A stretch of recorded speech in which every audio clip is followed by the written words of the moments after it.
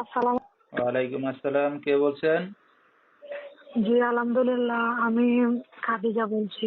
খাদিজা, কেমন আছেন আপনি? ভালো আছেন খাদিজা? জি আলহামদুলিল্লাহ ভালো আছি। মাশাআল্লাহ, ভালো আছেন খাদিজা। কোথা থেকে বলতেছেন? আপনার দেশের বাড়ি কোথায়? দেশের বাড়ি কুমিল্লা ছিল, এখন সিলেটে থাকি ঘর ভাড়া। আচ্ছা, তো খাদিজার ফ্যামিলিতে কে কে আছে বর্তমানে? ফ্যামিলিতে আছে সবাই, মা আছে, ছোট একটা ভাই আছে নিজের, আর আমি আছি, বাবা আছে। ঠিক আছে, তো খাদিজা কি করেন এখন আপনি বর্তমানে? করি, বাসা বাড়িতে কাজ করি, টেলারে কাজ করে আর সংসার চালি। আচ্ছা, ঠিক আছে, তো খাদিজার বিয়ে শাদী হয়েছে কিনা আপনার? না না, বিয়া শাদী হয় নাই, ভালো একটা মনের মানুষ পাইলে বিয়া শাদী বসবো, এর জন্য আইসি। আচ্ছা, তো দর্শক শুনতে থাকুন আজকে খাদিজার জীবনের গল্পগুলা ধৈর্য সহকারে। ফুল ভিডিওটি দেখলে মোবাইল নাম্বার পেয়ে যাবেন, সরাসরি যোগাযোগ করতে পারবেন খাদিজার সাথে। তো খাদিজা, আপনার বাবা কি করে এখন বর্তমানে? বাবা রাজমিস্ত্রি কাজ করতো আগে, এখন করে না, আমি টেলারে কাজ করে সংসার চালাই পালি। আচ্ছা, আপনার নিজের মা কোথায় খাদিজা? নিজের মামাই মারা গেছে, সৎ মার আচ্ছা, কাছে থেকে। কি দুঃখের বিষয়। তো আপনার সৎ মা কোনো কাজ বাজ করে না? না না, সতাই মা কোনো কাজ করে না, আমি নিজেই করি।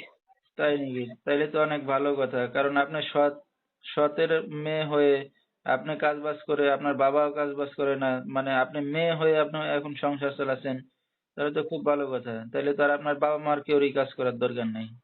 আপনার আবার বিয়ে শাদীও হয় নাই বলতেছেন। না না, বিয়া শাদী হয়নি। তো এখন আপনি কাজ বাজ করে সংসার চালাচ্ছেন কতদিন ধরে? চালাইতেছি আজকে 1 বছর ধরে। 1 বছর ধরে। তো এখন যদি আপনি বিয়ে শাদী করতে যাচ্ছেন, তো আপনার স্বামীর যদি মানে কাজ কাম না থাকে, তাহলে তো আপনিই কাজ বাজ করে চালাইতে পারবেন নাকি? নিজে সমস্যা নাই, চালাইতে পারবো। আচ্ছা, ঠিক আছে। তো এখন এই যে আপনি মিডিয়ার সামনে আসছেন, আপনার বাবা মা জানে, সৎ মা জানে? না না, ওনারা কেউ জানে না।